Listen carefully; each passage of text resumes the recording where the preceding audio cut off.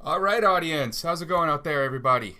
We are about to go live here, so let me bring Alex in, and there we are. All right, we are live. Hi, everybody. Hello, What? I typoed my Twitch in my tweet. Did I really? Why would he say that? Twitch.tv, GreggHoush. When I click on that, it better go to me. Come on, audience. hello. Yeah, dude. You're killing me. You're killing me. Never trust chat. Never trust chat. I got to remember that one. Anyways, there were a few of these that went out. The latest one definitely has it correct. Yeah, so everyone, this is Alex Winter. I'm sure a lot of you know who he is. We are going to talk about all kinds of fun stuff tonight. I am waiting for, of course, all of your questions, as I'm sure there will be many by the time we get to the end of this. Yeah, so anyways, one of the things that I really kind of wanted to talk about, and by all means, anytime I get to a subject that we shouldn't, just let me know. Yeah. But I think Oh, I I know will. where those Yeah. lines are. I think I know where Yeah. those lines are. Yeah. I'm Okay, happy to get pretty close to the edge of those lines. That's, yeah, I figured when you interact with people like me at Hope and you do, little short films on Barrett Brown, your lines are a little farther away than a lot of the people, that I talk to. yeah. All right, so, when we first met, it was after you started talking to Barrett Brown about his case and things like that, and you were working on that type of stuff. Mm-hmm. And Yeah. when we first actually got to hang out in person was at Hope, so the first time I met you, the guy who I just remembered from a young age, because I'm a kid of the 80s and early 90s, I think I was 14 when Bill and Ted's came out, right? So, I was, right there, right age group for this stuff. And the first time we met, I found out that you weren't just, actor guy who was kind of directing, but you were also, actually into computers. This wasn't just you weren't just doing a documentary because you found a subject you liked. We talked about computing all the way back to the 80s. When did you first really get into computers? Gosh, I mean, I was in it from the beginning in terms of consumer computers. I got, I had a Commodore 64. I got my first Mac in 1983.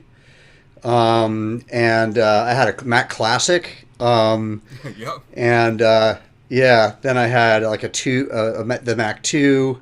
I mean, I was in it, and I was online from the jump. So as soon as you could plug your computer in to your phone line, I was there. Before there was a web. So I was of the Usenet BBS generation, and I was very active in that world. More Usenet than I wasn't as much an IRC person, though I was sort of around that world as well. But I immediately developed a lot of friends in that space. Also, there was a weird crossover because on the one hand, I was really into burgeoning online communities, and was very, very involved in those communities a lot. But on the other hand, I was doing a lot of effects-driven directing work, and so it was the beginning of the computer generated effects world, and they began to cross over. So I started to meet people who were innovating in the computer world in the film industry, who also happened to be innovating in the computer world. Some of them were cypherpunks. Some of them actually were pretty heavy hitter people in that space. And that got me to Silicon Valley and to other places where people were innovating. And then, of course, the web happened, and then Napster happened. And after that, everything else happened. Makes sense. Yeah, I mean, after Napster and all the fun stuff, and then you did the Napster documentary, of course. I mean, that what always was interesting to me on the Napster side of things early on was, there were a few IRC channels where Napster and some of those people were in, and I'm sure during the documentary you knew about that, so you knew about Jordy and Traveler and all those people. Yep. I was in those channels. And so, I was there with them when Traveler was writing some server code and Jordy was writing some front-end code, and Sean was kind of watching, to be blunt about it.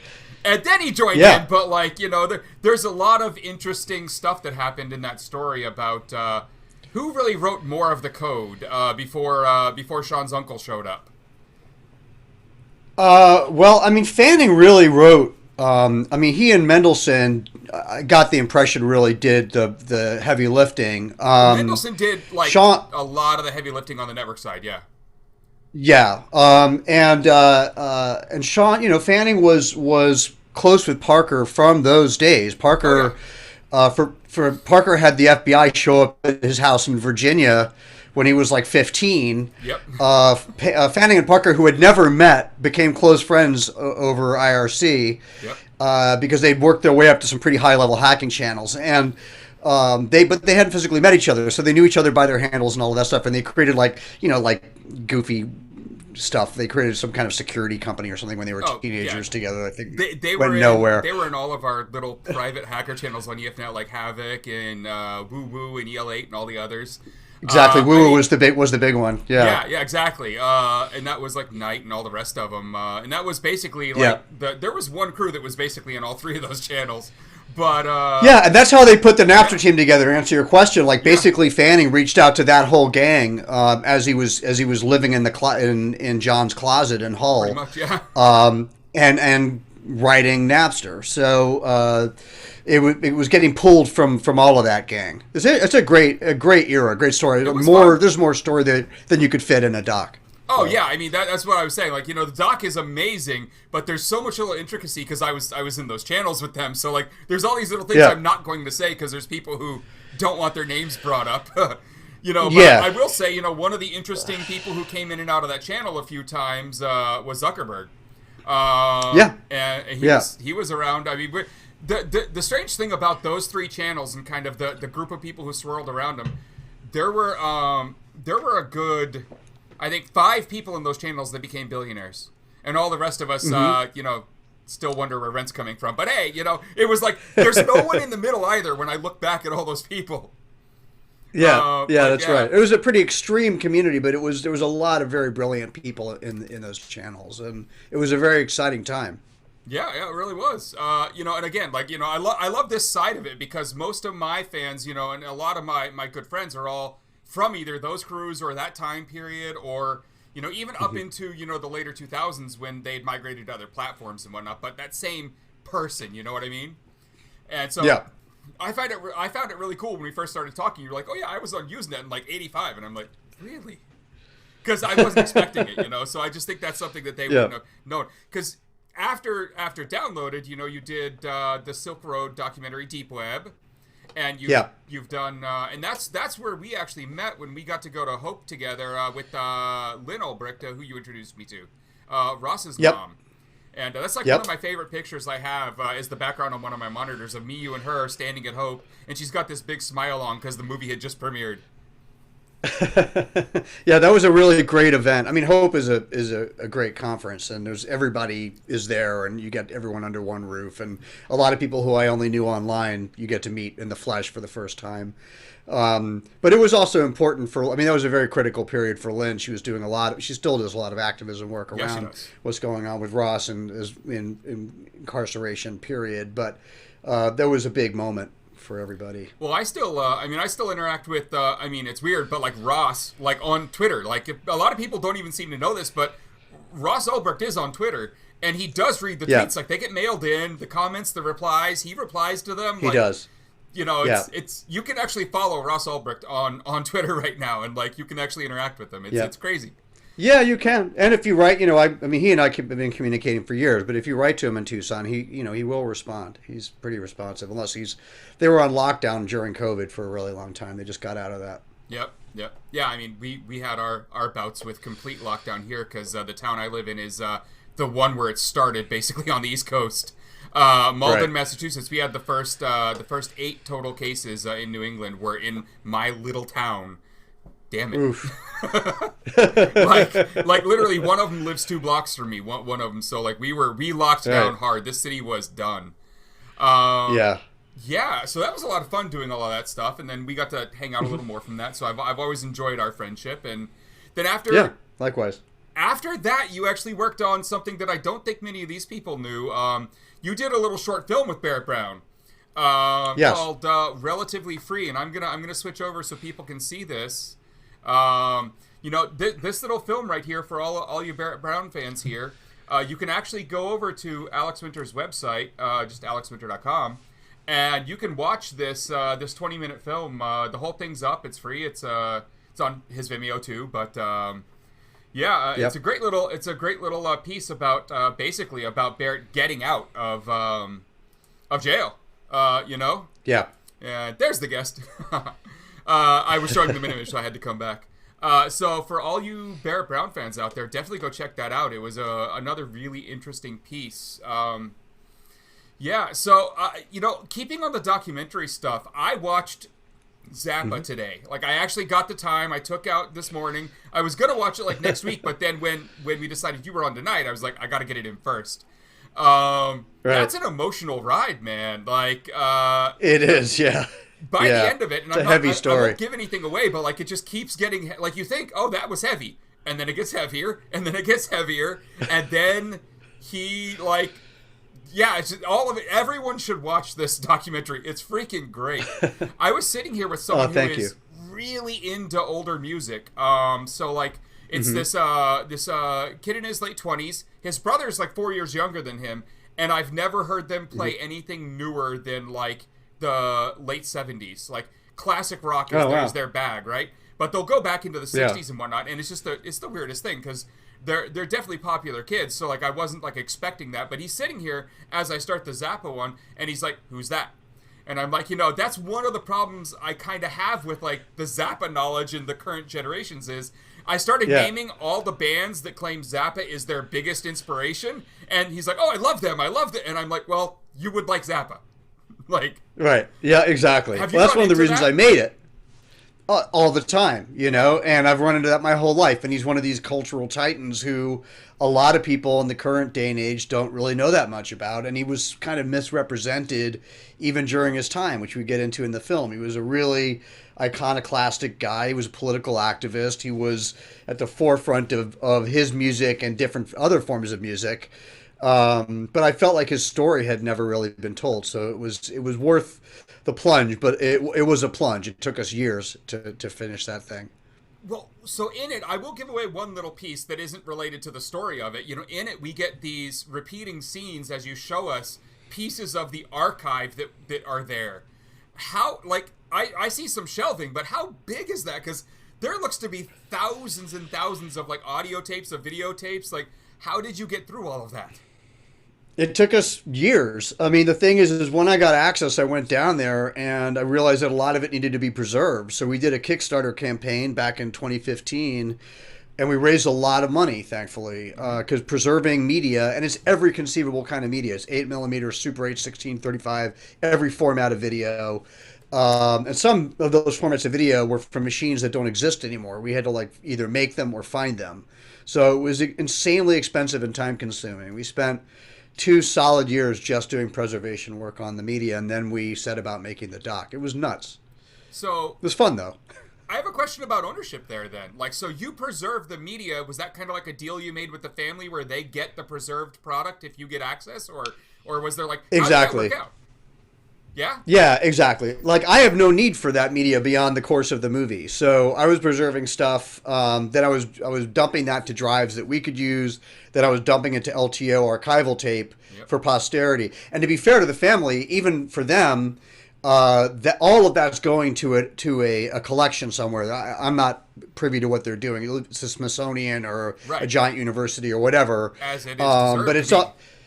Yeah, but the thing is I wasn't the really commercially viable stuff the family had been into for years. The stuff that I was mostly preserving wasn't of huge commercial value. It was huge value to my movie, but it was like home videos and home films and interviews and a lot of arcane stuff that's great for telling a story. Right. But it's not like they could have turned around and like, made 8 albums out of it. It's not going to be his something. 54th posthumous album. Like, I mean, exactly. Yeah. How do you that stuff they were all over. How do you record? I know. I mean, he didn't stop. He was like Prince. I mean, he was just one of these artists who didn't stop. They're going to be releasing Prince albums for the next like 20 years. It's crazy. It's for crazy. Sure. Yeah. Yeah, I was honestly surprised that there was in the end only one more Michael Jackson album after he passed. You know, I was expecting like that Yeah. there were just archives of this stuff, and there might still be. Who knows? But like, yeah, when you look Yeah. at when I looked at that archive, and then I thought about the 53 albums that came out after he had passed away. There looked to be 100 more albums there. Yes. There's a lot of music. There's a lot more music that they're going to be releasing over the years. That's so awesome. it was a very gratifying project to work on. It was insanely challenging, but we had a good time. So, you know, one of the things that I want to show the audience that I don't think they will have ever guessed about you is I'm going to show them a tweet from Ice Cube. All right? You know this one, right? I do, yeah. So this is Ice Cube explaining to his fans that Alex Winter was actually the director of his music video "Who's the Mac" way back when, and you know, it wasn't only that one that you did though, which by the way is a great music video. No, thanks. You also did Red Hot Chili Peppers one too, right? Yeah, Tom Stern, my directing partner at the time, he and I did a bunch of music videos. When we first got out of NYU Film School, we had a show on MTV called The Idiot Box, and then we did Chili Peppers, Ice Cube, Extreme, a bunch of different bands. And then we stopped working together after we made this movie called Freaked.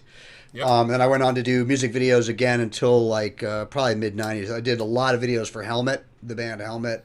And Bootsy Collins and Fetus and a bunch of people. That was the era, you know. Yeah, that was great. Well, you know, funny thing, Extreme, the brothers, you know, they're from Malden. They one of them still. Oh, that's right, of course. Yeah. He lives like 5 blocks from here. Right, that's so great. Yeah, those guys so are great. They really were. They really show up sweet. to all like the members of the band who are still here. They all show up to the all the city stuff that happens. Like they show up and everyone's just like, oh, it's those guys. Even though obviously they had a short career in terms of like the big limelight, but like they still toured for like 10 years after that. But yeah, they live like 5 blocks from me. Super talented. What a connection, huh? Yeah, it's crazy. You know, I always loved that one because I always loved kind of like the music stuff that you were into. Because I mean, Ice Cube at that point and Red Hot Chili Peppers at that point were freaking awesome. But it was a good era. I don't think many people knew that you were doing all of that. You know, are there any other so? There's the tech side of things. There's obviously all the movie and film stuff, but like there's tech, there's music, Is there anything else the audience just doesn't know about you? Like, do we get probably? Well, I mean, you know, let's.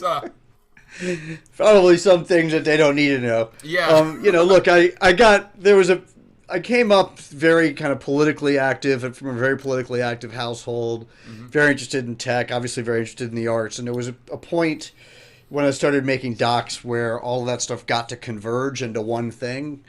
And that's kind of where I'm at now, and I like that. And I like the ability to be able to, I don't always do that, but I like to have the ability to tell stories that can traffic in that area. Like the thing I did with Barrett Brown came out of, I was very closely on top of what was going on with Occupy and Anonymous, and you and I have talked about this a lot, but I was intimately aware of all of the ins and outs of that as it was happening and obviously after it happened. So I sought out Barrett in prison, and he and I started talking once a week, and we did that for, gosh, I think at least a year. I mean, he was in solitary it was crazy. I mean, he spent more time in solitary than he did out of solitary.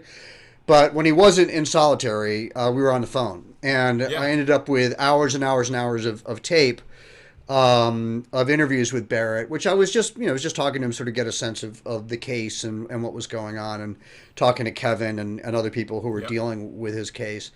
But that ended up becoming the film. Once we realized he was actually going to get released, then we scrambled to get down to the prison to actually film his actual release, which in itself, in a very, very Barrett Brown way, almost got me arrested. And I've done some pretty hairy things, right? As making the docs. Making Deep Web was really tricky. I was dealing with some pretty intense, both sort of kind of undercover law enforcement, at-large drug dealers who were dealing with the site, a bunch of stuff that required a lot of caution. Making the Panama Papers doc also required a lot of caution, but we were down there filming the prison, and like me and my entire crew almost got arrested, and it was really, really frightening. And I thought only Barrett, like, Right? Yeah. So I mean, my favorite things about Barrett are always just how cavalier he is with all of that. Like, it's just the way of the world, and he's accepted it. Yeah. And he's gonna just keep going right through it. When I told him, he just laughed. I think he thought it was an amusing potential anecdote. So. Right, exactly. To him, it's just more story, right? And I think to you, you probably see the world a lot like that too, with all the storytelling you do. I do, but you have to be. I'm a dad. I got kids. But you don't want to be get a little arrested. more cautious of. Right. Yeah, exactly. I don't sort of cross. I make sure I stay on a very particular side of the line. I just get as close to the other side of the line as I can. Right.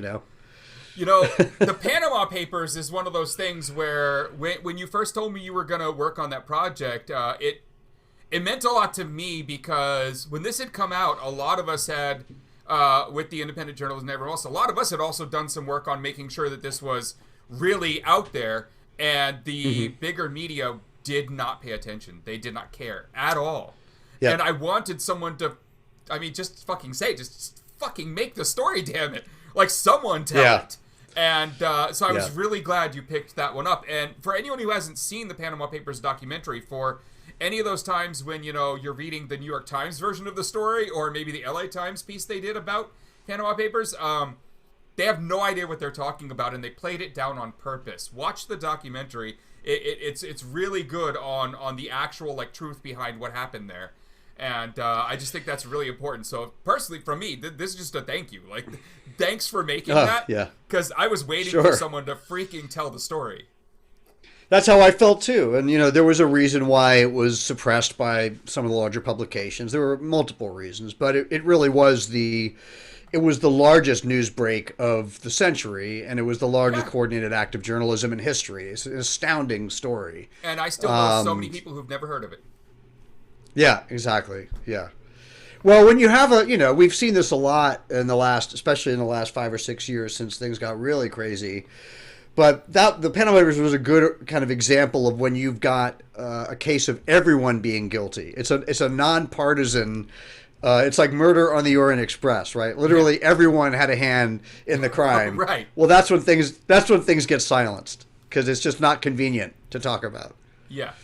Everyone's investors, everyone's owners at every publication had somehow a connection to someone, or a bank usually, but something that did not want them to talk and would have become problematic if they had.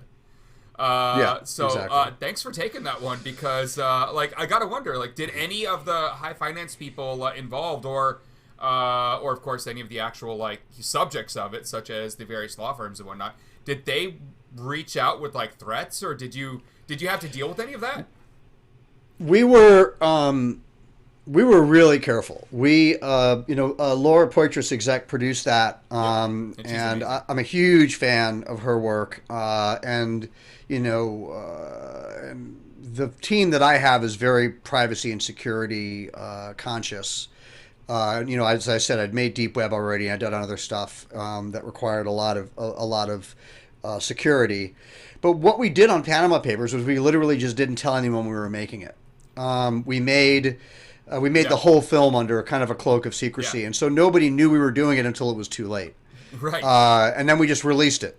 So there you go. So by then it was it was and people aren't usually going to come after you at that point because it's too late, and they want to silence you. They usually want to prevent you from saying something. Once you've said it, they usually move on to whoever the next threat is. So we were okay, but terrible things did happen, and quite famously, one of the journalists involved was assassinated while we were in the middle of shooting the film, and we had to deal with that. That was extremely horrible, obviously, but we were cautious in terms of our team and what we were doing. I love Laura. Everything she does is great work.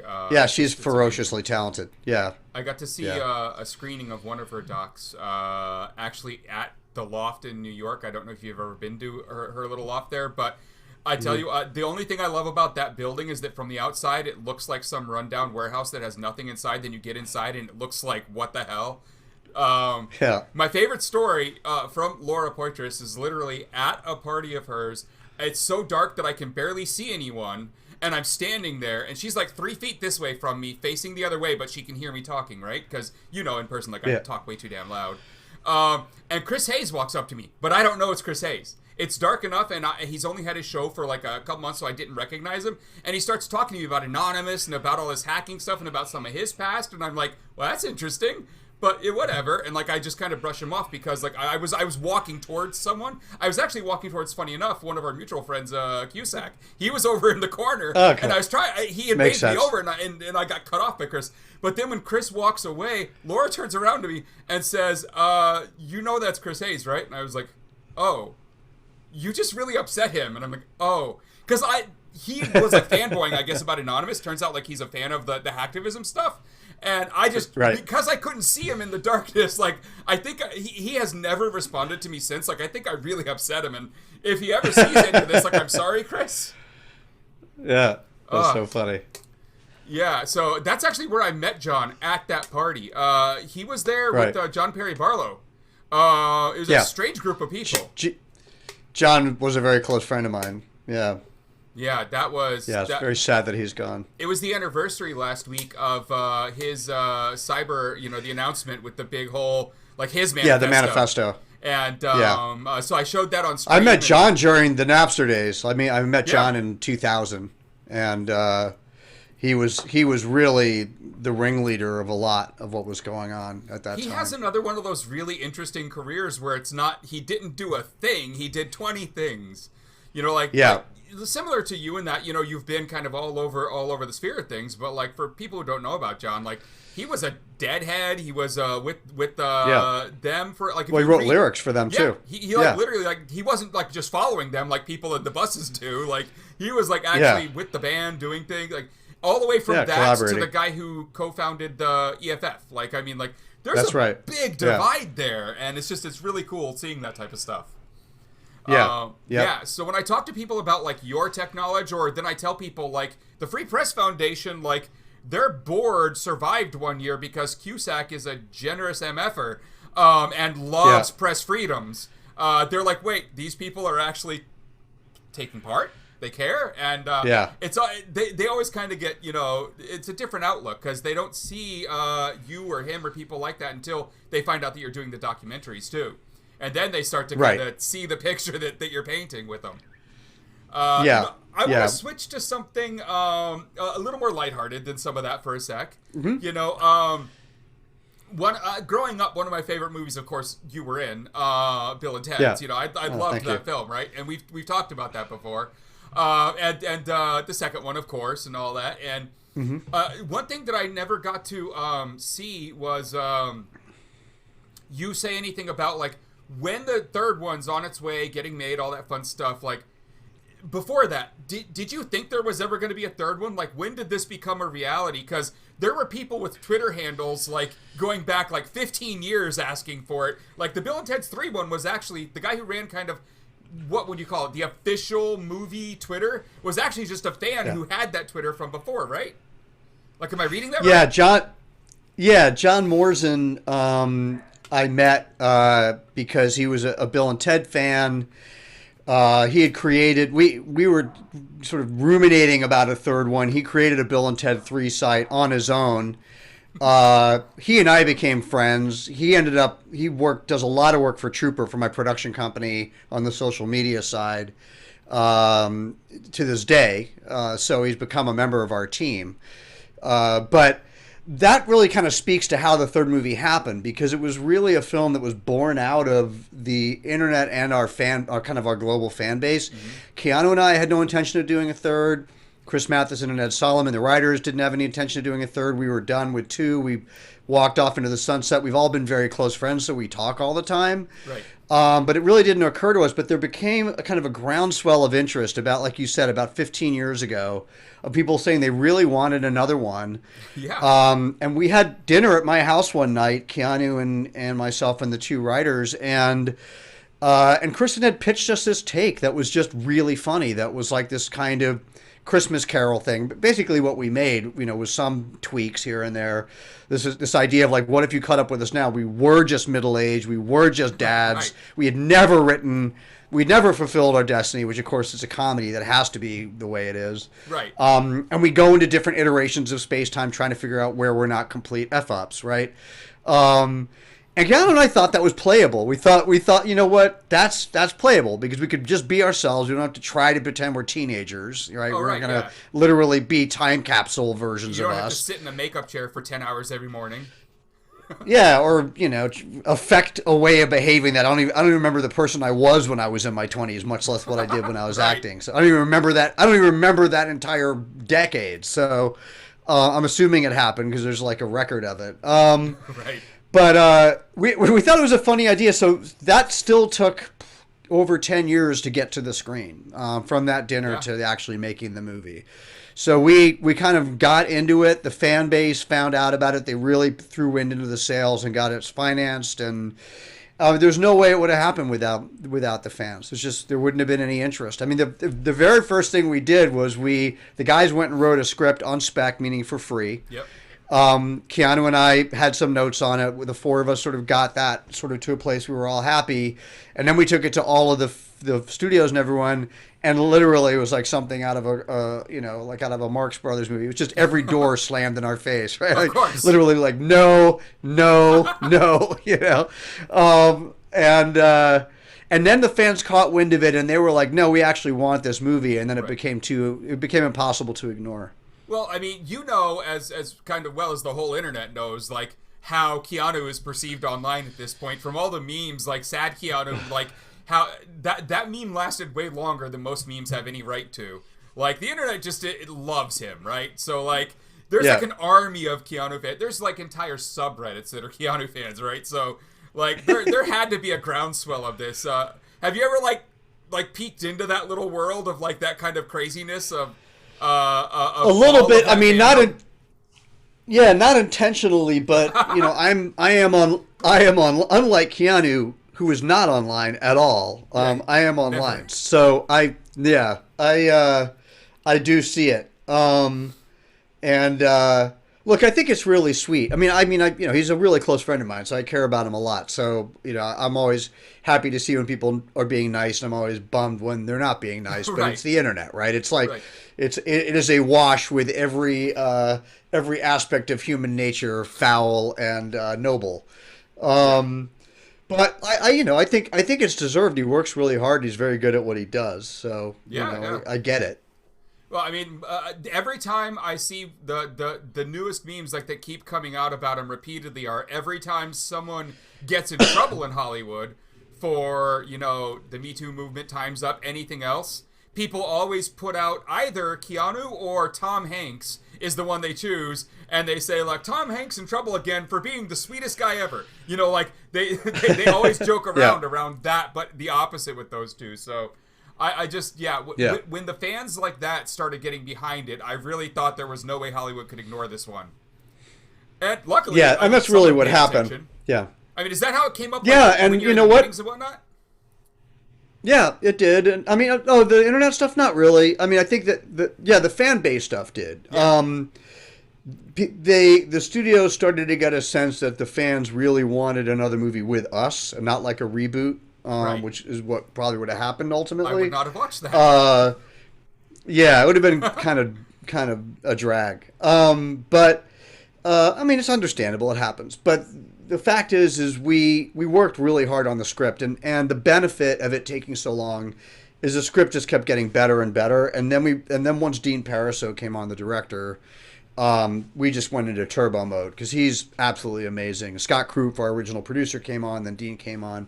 and Dean is just amazing, and that was really a dream team. So Yeah. I'm actually, it was a really hard movie to make. They're not made for lots of money. It was done in the same spirit of the other two. It was really pretty much, our eyes are way bigger than our stomach. We make like 5 times more movie than we have the budget for. We just say Right. fuck it and go for it. Right. But it was very challenging. But the film did incredibly well, so we're really happy. Like it really, in all the different global territories, it did really well with the fans. So we feel good. We feel like we ended up making kind of a nice capper to what is now a trilogy.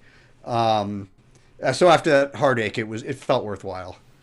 Yeah, I mean, it was a time period there, right? Getting to the point where it actually finally came out, and it came out, I think, at the right time too. Like it gave us a good. I mean, fuck the entirety of the pandemic, but it gave us a lot of people something to watch, right? Yeah, exactly. Yeah, and we were faced with a tough decision. Yeah, we were wondering what to do, but we felt like the fans had waited so long for the film. It would have been at least another 2 years if we'd have shelved and waited for theatrical.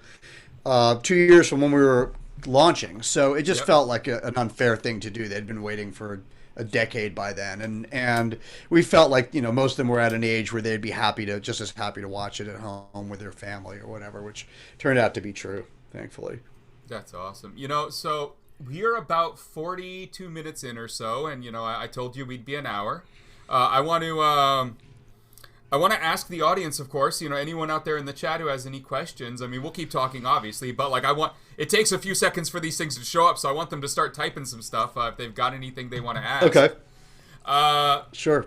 When the film came out, I mean, there was definitely a good response. Like, everyone I knew just watched it, like, the day of. Like, I mean, because of the way the pandemic's kind of worked out, like, there's so much content to watch that, like, I put off even new movies I've been waiting 3 months for, still to 4 or 5 or 6 days down the road. But I watched that one, like, the minute it was available. And I did a thing where, with my kids who hadn't seen the first two, we actually watched them first so they would have the background.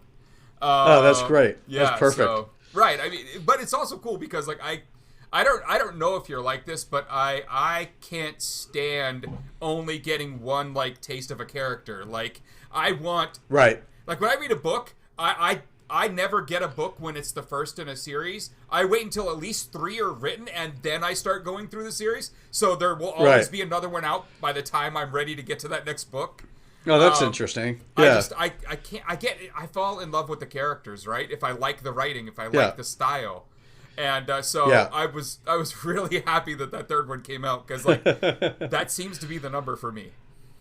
Let's see here. Of course, we have some of your fans in here. And question number 1 is, what shitcoin should I invest in? Look, I've been around crypto from the very beginning of Bitcoin anyway. I certainly knew people have been writing about the idea of cryptocurrencies going back to the cypherpunks, and there's some very famous writings that various cypherpunks had on ideas about cryptocurrency. So I don't rag on the whole thing by any stretch, but I was never a financial speculator. I've always been more interested in the sort of the radical nature of these protocols and what they can do, and the blockchain and things like that. So it's a long way of saying I hate to give someone financial advice on. I mean, Bitcoin is usually. I think if you're interested in crypto, having some Bitcoin and having some Ethereum just means that you're invested in something that you think is interesting. So you don't have to lose your shirt on it. Just throw some money into it and watch it be alive. But I would look at both Bitcoin and Ethereum. I mean, there's plenty, but again, this isn't coming from a financial speculation perspective. It's coming from a kind of an evolutionary technology perspective. Right, and you did a documentary on the blockchain. So there was I did, Trust Machine.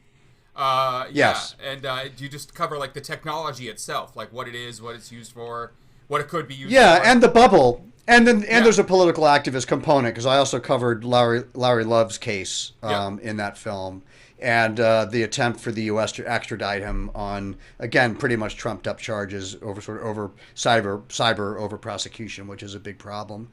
So I am very interested in this space. And Deep Web actually started as a Bitcoin movie. It was originally going to be about Bitcoin, but I got sort of deep into the Silk Road case and then deep into Ross's case, and I kind of made a left turn and made it all about that case. But I've been around the space for quite a while.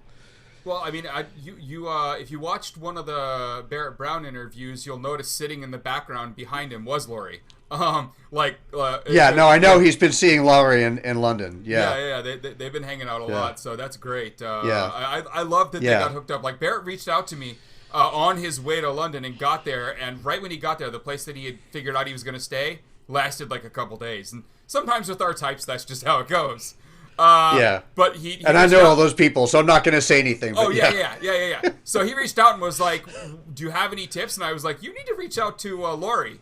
Just because of, as you remember, all the radical housing stuff that Laurie was doing. Like, I don't know if you remember, but I loved that they named their group doing all the radical housing stuff Anal. Like, that was the funniest thing ever. Yeah. Well, Amir is another person who is doing extraordinary things with that in London. Who I interviewed for Deep Web when Amir had overtaken you could call it a squat. It was a giant building in the center of the most expensive neighborhood in London, across from Barclays Bank, and the hackers had overtaken the entire building, all 4 floors of it. Yeah. It was absolutely extraordinary. You had to sort of knock on the door.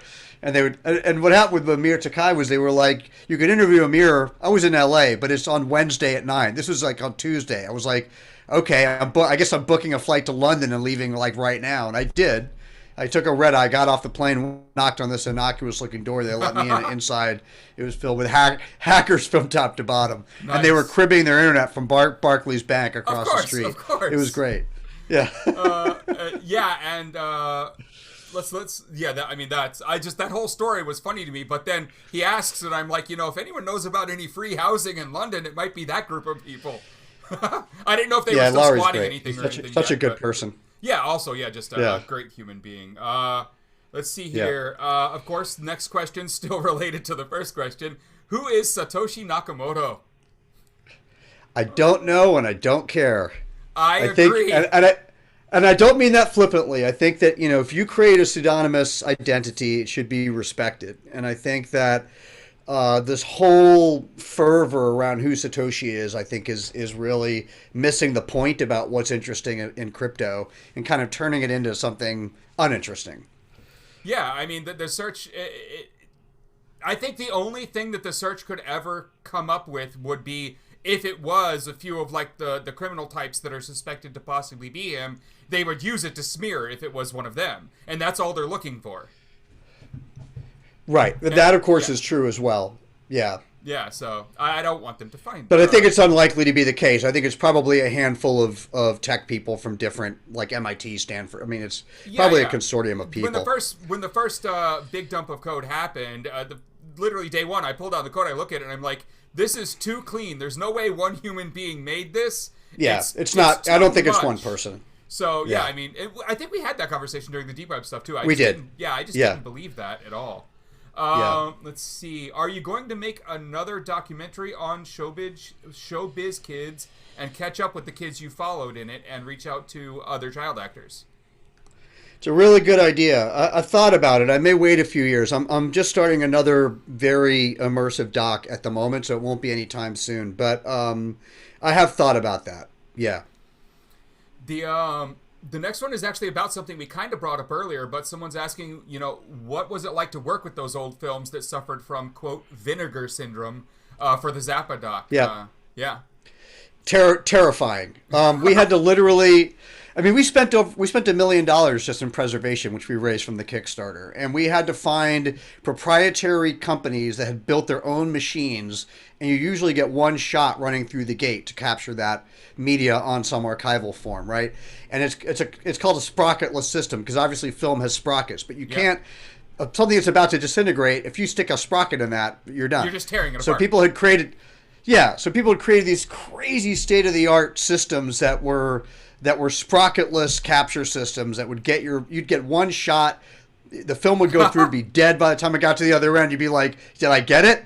And you'd get it, you'd have Dust on the other, and you get it, like, there would be Hendrix backstage at Royal I mean, like, stuff that was so valuable and so extraordinary, this moment in time, like the Sunset Strip in the late 60s, which we put in the film, which is very rare to see that kind of footage. Right. And you'd get one shot, so it was very nerve-wracking. Yeah, that could not have... I mean, the output had to have been great to see, but that could not have been actually fun. Like, I would have been so stressed out. I wouldn't have been able to push... I would have, like, pushed the button to start and done this. Like... And it's you're dealing with gold, and I was literally baking tapes in my office, like myself. I mean, baking tapes means you're taking 3/4 video tapes and 3/4 audio tapes, and you're running them through a heat device that extracts the moisture. And I'm like, am I going to ruin some piece of Zappa lore that's completely irreplaceable? I don't know, but we didn't, thankfully. But it was terrifying. But at the same time, I don't want to. It's not like collateral damage, but it's like, if the entirety of the collection is going to die, or some of the collection is going to die, is kind of your choice at that point, right?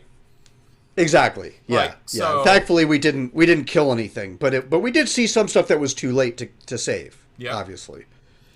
The obvious question from one of our tech people was, what was your handle on BBSes?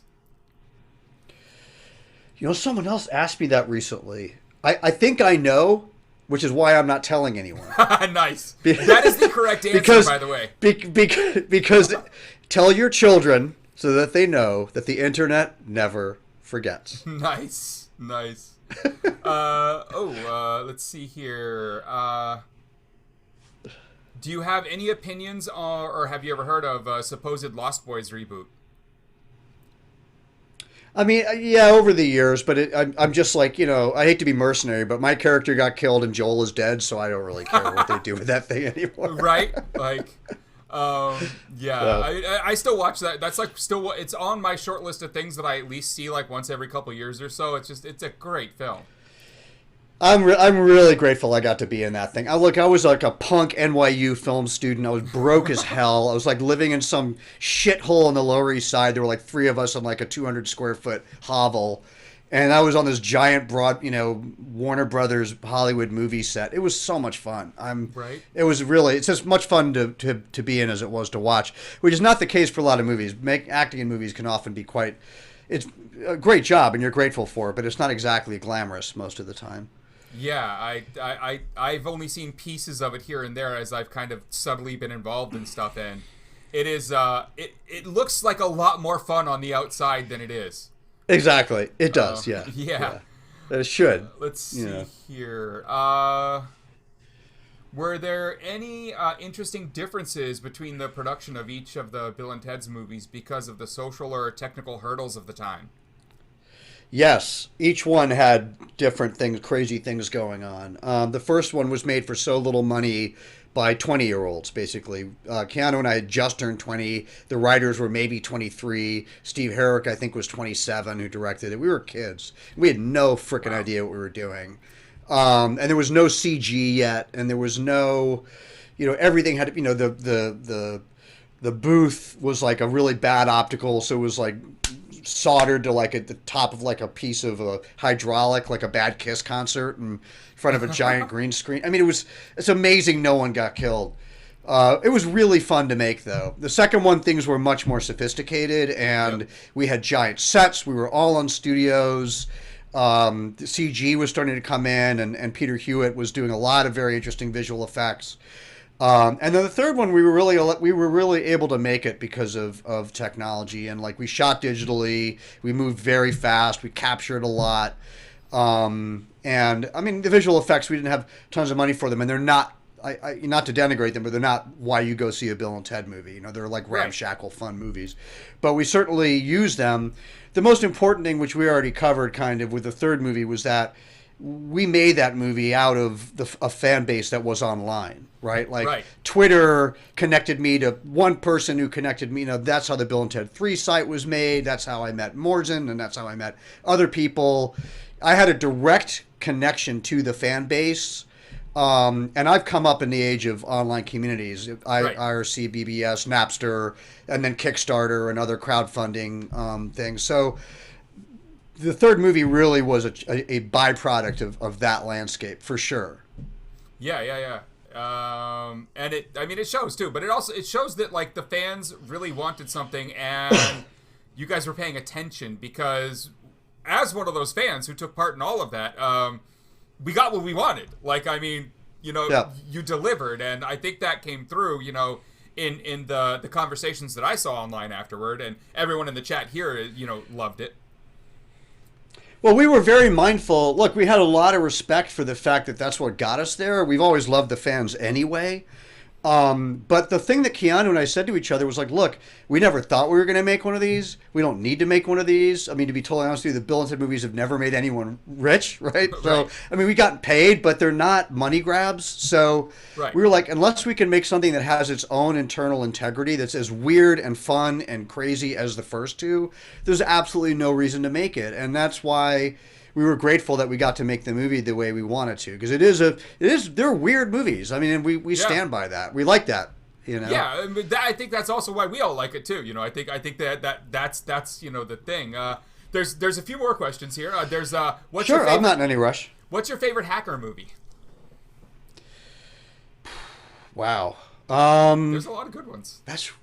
There are. I mean, Hackers, which is bonkers, is fun because it's just so bonkers. It's mine, so. So it's probably my favorite, because there's so many quotable, insane lines in it, and the characters are nuts. Right. And I personally don't love the way, I think you and I have talked about this, I don't love the way hackers are represented by the media most of the time. I think it's really derogatory and disparaging and dismissive and patronizing, and also completely lacks any understanding of how any of this world actually functions.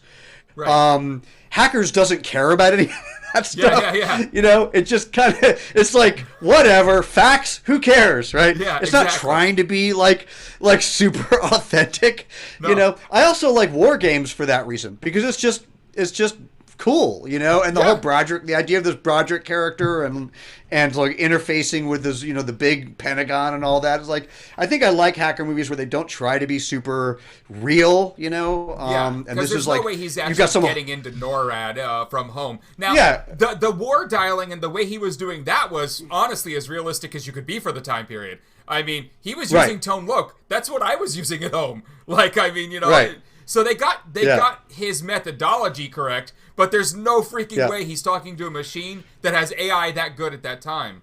But exactly. Funny enough, like someone dumped a bunch of the old Usenet archives online. Like, we had a lot of pieces of it, but I mean, like a terabyte of missing data.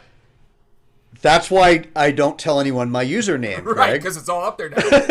So because I don't really want that. So it all got up there, and my favorite thing to find in these old archives is conversations going back to the early '80s on Usenet in the AI and machine learning Usenet groups, and it's just I was like, wait, they actually had enough people to have a group specifically about AI at that point, and they were talking realistic theories about how they could get these computers to do this stuff. So that makes a lot of sense how they got to where they did in war games, even though the tech was nowhere near there at the time. Yeah, well, those communities were populated by a lot of experts, which is why I liked hanging out there. It's where I met a lot of the cypherpunks and people who ended up building a lot of these systems. Well, were you on the cypherpunks mailing list, the actual cypherpunks mailing list? I was, yeah. Yeah, so I was too, and I lost a job because I was on that list. I'm sure, yeah. I mean, I literally got taken into an office when I worked at American Century Investments for a short period. Short period because... and I was told that I could leave that mailing list, and I'm like, what? People on that list have done some things to some of our financial partners, and you work here. And I was like, oh, well, I'm not gonna be censored, so it's been nice. And they were like, you're fired. Yeah, of course, most of those people who were creating the mailing list were working at major finance and tech companies. So, like, you know. It was my so I lost a job from that list, which was great. What else do we have here? What's your opinion of the tax the rich movement? Very, very important. I'm a huge proponent of it. There's a lot of great people in that space doing amazing work. There's people doing work in the U.S. and in Canada. I mean, just in terms of North American stuff. Very, very important. I mean, the theme of the Panama Papers doc is that, by allowing the 1% to have this completely different economic system, like a shadow economy, essentially, which is what happens when you don't tax them adequately, and you allow them to create loopholes, is we don't have the infrastructure that we don't have on this planet would be immediately fixed by that and then some. So you're talking about that level of money. You're talking about trillions and trillions.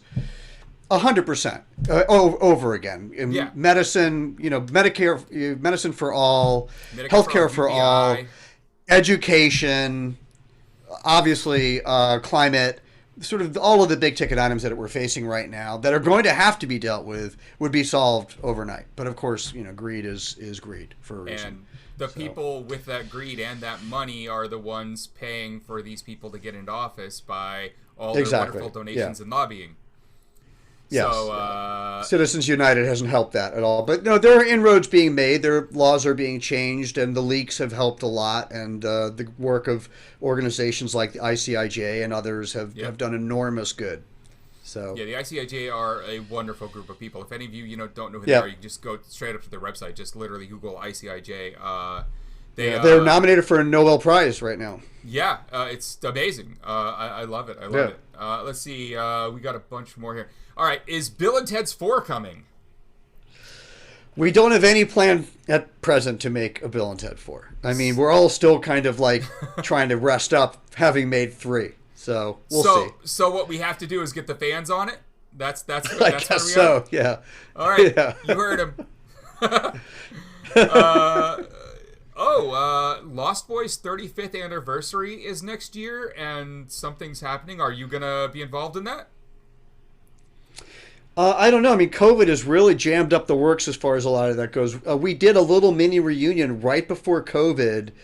Kiefer and Jason and a bunch of us, Jameson, Newlander, we all got together. For me, it was really, really fun, actually. A lot of us hadn't seen each other in a long time. You know what I need now? So, sure. You know what I need now? How close are you to Josh Gad?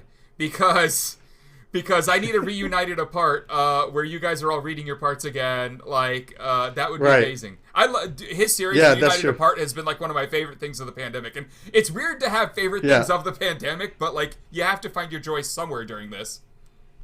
It's true. I mean, the good thing with Lost Boys is I think I have like 1.5 lines in the entire film, so I wouldn't really have to do very much. Well, have you ever watched the Reunited Aparts? Because so many of the people either aren't with us anymore or can't make it at the time, so they have the other actors with small lines read their lines.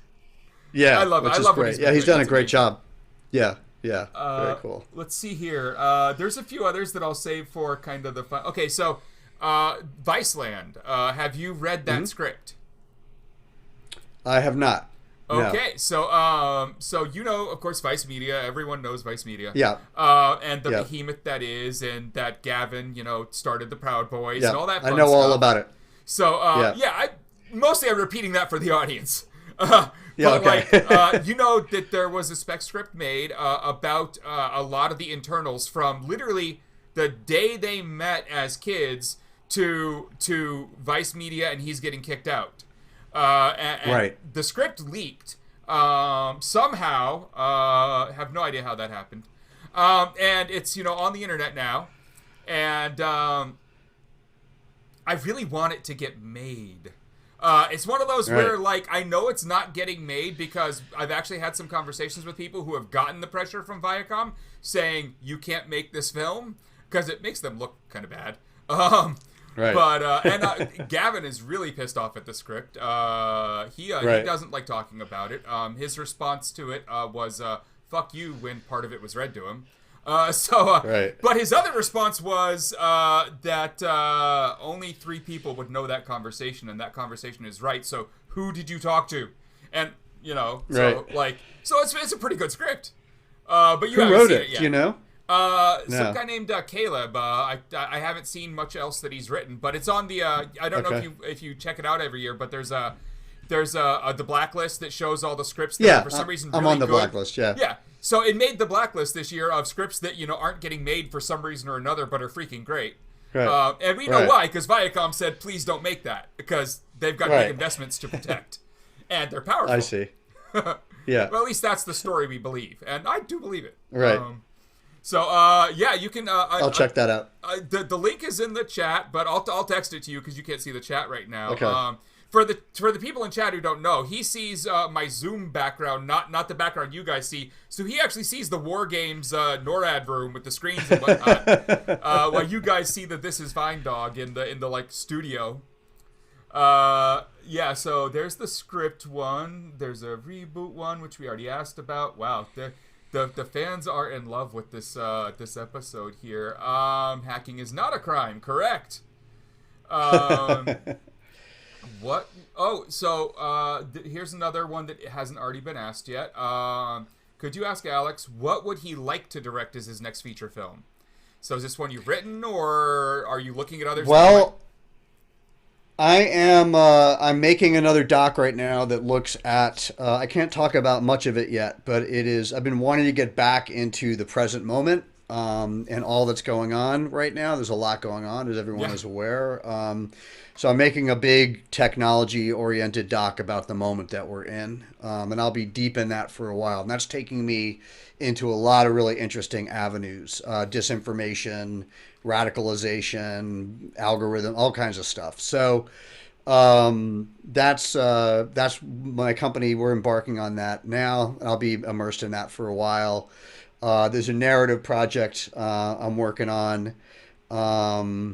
And Barrett Brown and I are working on a little something together, which I may make into a film. So there's some stuff going on. There's new projects. Well, I mean, Parler plays a big part in that. And if you want to talk to some of the people involved in the Parler stuff, we're all here in the chat that might have hurt them a lot. So we can make those connections. Yeah, I certainly intend to be talking to you, Greg. Yeah, you'll be hearing from me. We got some fun stuff to talk about there. Another person in the chat, Kurtaner's in the chat, saying that just like me losing a job because of Freak, because of the Cypherpunks list, he lost a job because of LulzSec. And he did. I know that story. That was some bullshit. Thanks for all the subs, guys. Thanks for all the donations there. One of the questions was about your next project, but we just talked about that. Let's see what else we have here. What else do you guys have? So what are your thoughts on film piracy? I mean, you did the Napster one, and then, we end up here. Yeah. Like, what are your thoughts on film piracy? Look, I felt this way in 2000. So, and I felt this way about what Fanning was doing very strongly. Look, I'm in the industry, and my ability to pay to feed my kids relies on my being compensated for my work. But that being said, it's incumbent upon systems and businesses to adapt to the times. And we're living through incredibly radical times. And at this stage of the game, 2021, right? 21 years after Napster, we're still where we are, which is crazy. And I've felt for a really long time that if you can't, if as the audience, I don't want to be so crass as to call myself the consumer wanting content, right? But as an audience seeking art, if you can't give me that work the way I get that work in this day and age at an extremely high quality level, I am going to find it elsewhere. Yeah. So that was always my argument. It's interesting and even to this day, I often, when I need to get the highest HD copy of my own work when I'm somewhere, I have to get it off of Pirate Bay.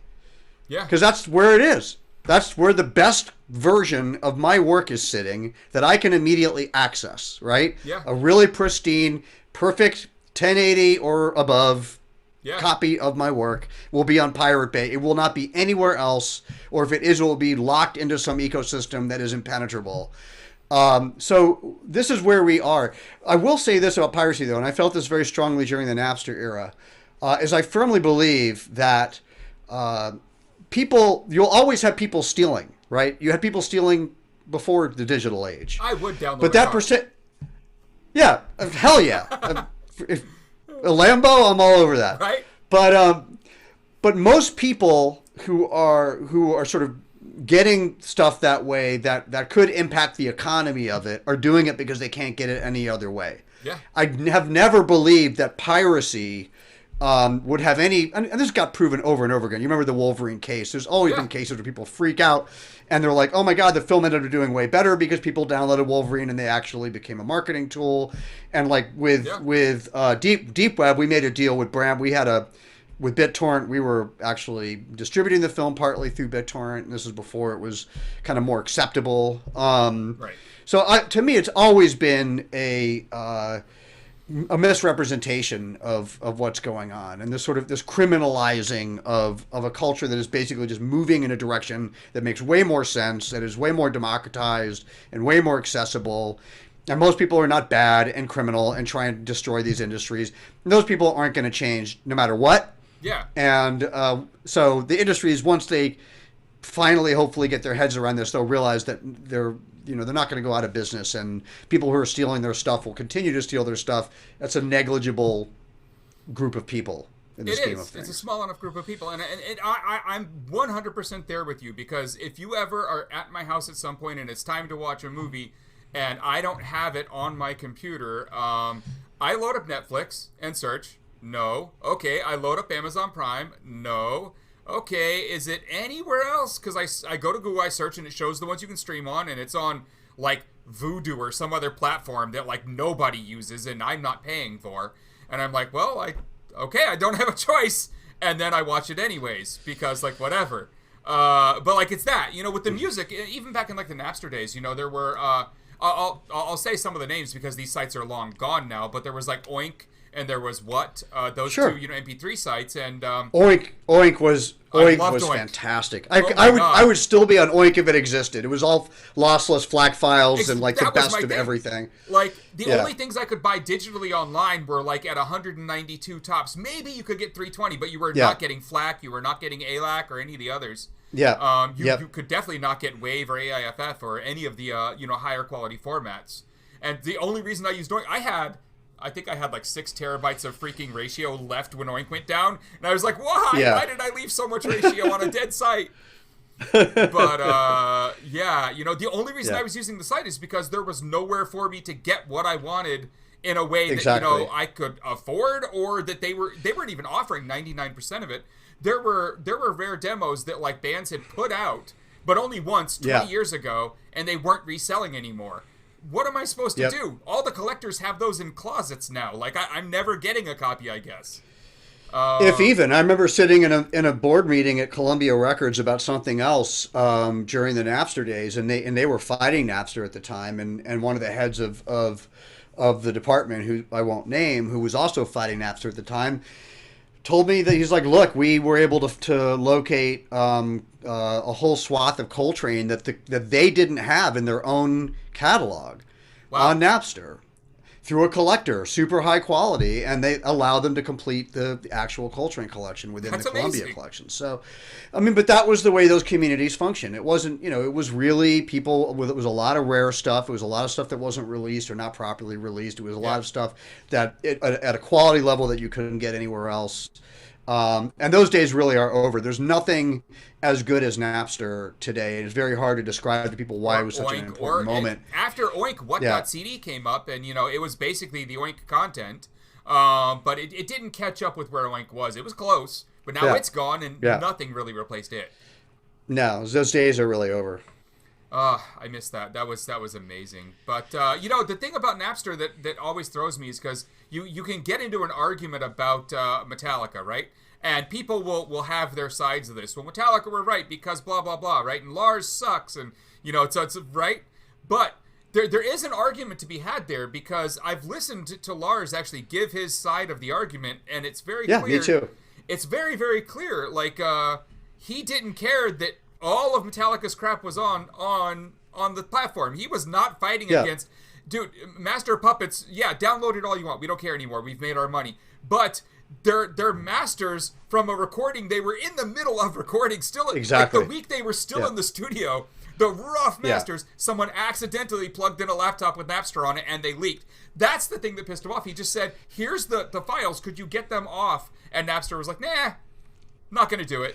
And so I have understood his argument, you know? Of course. I mean, that's the beauty of anything, any story that's worth telling is it isn't black and white. It's not one-sided. I mean, that's why I made the doc. Like I of course, like I'm old, right? So like I was in the industry that got kiboshed by all of this stuff, right? I mean, I definitely took an economic hit. I had a lot of friends in the record industry who lost their jobs. So the point isn't like it isn't hero villain.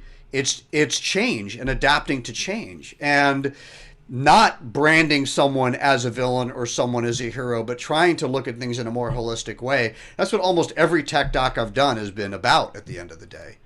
Yeah.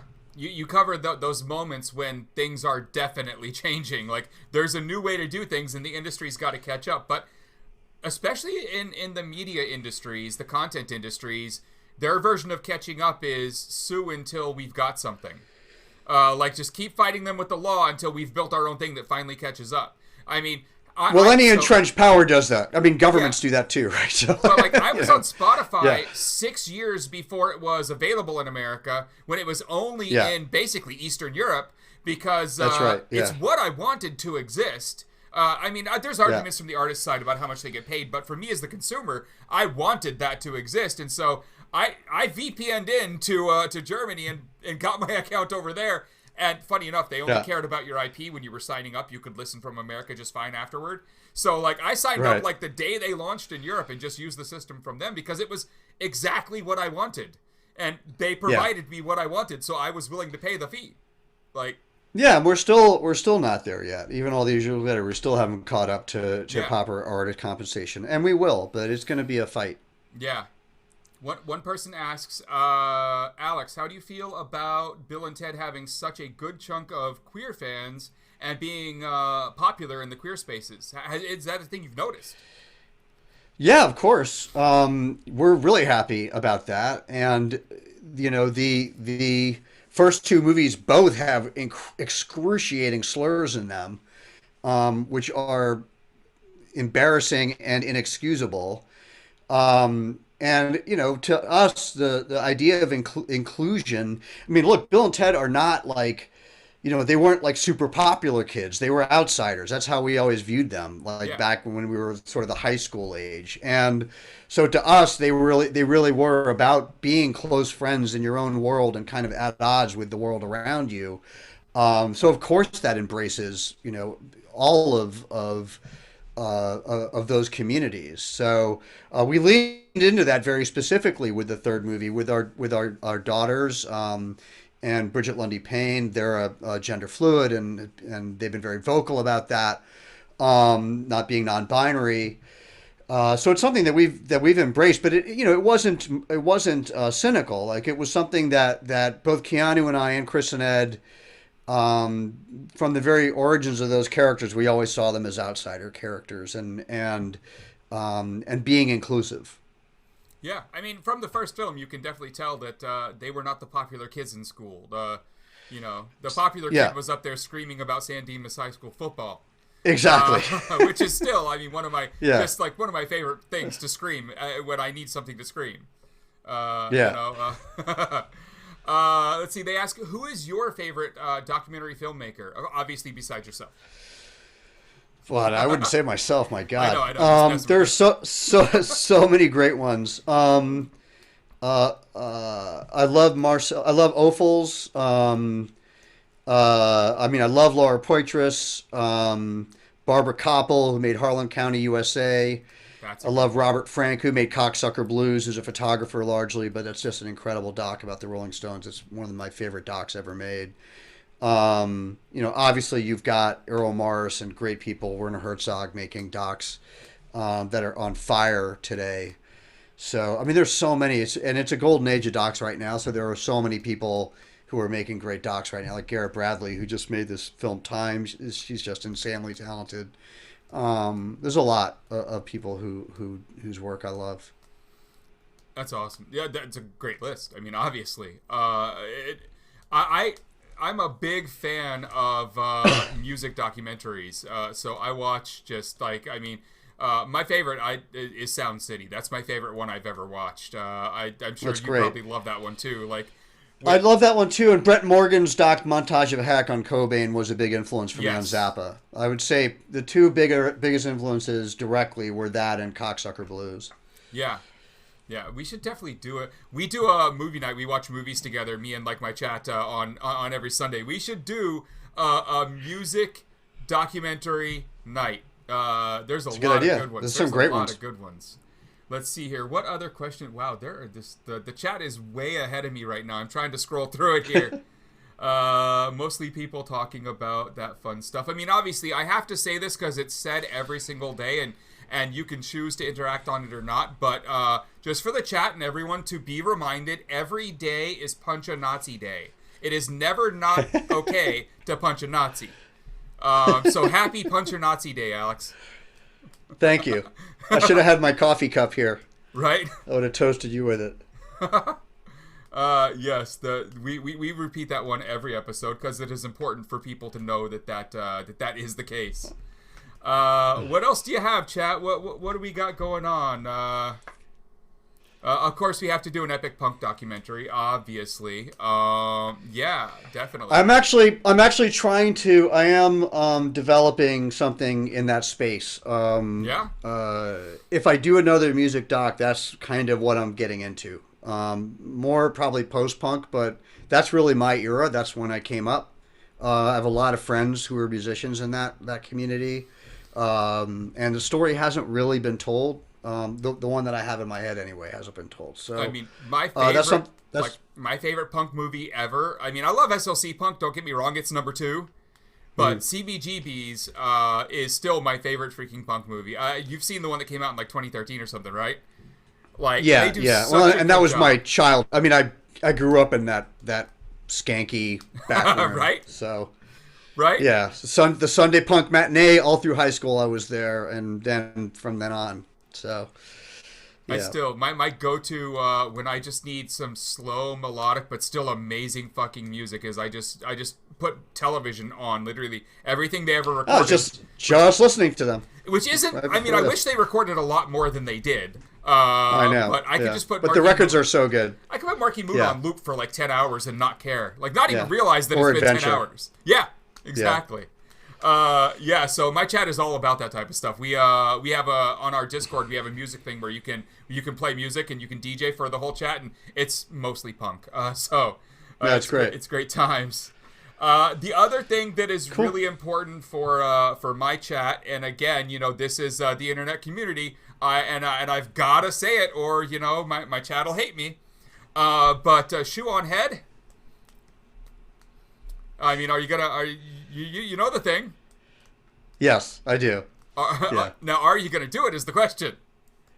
I don't think so. There you go, chat. See, hey, all I gotta do is ask. Chat. What do you got for us? Anything else? Because there'll be a screenshot image of that I'll never ever be able to live You'll down. never live it down.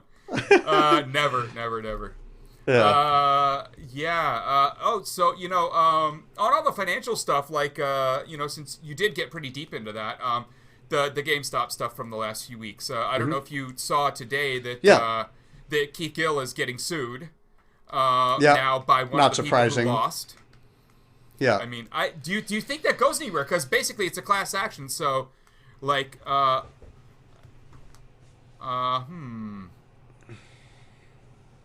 something just happened on my screen that I've never seen before, and I'm wondering which one of my mods did that, but I loved it. Anyways, it's a class action he's filing for, so a judge has to allow the class action to happen. Does this look like something that you think is going to actually happen?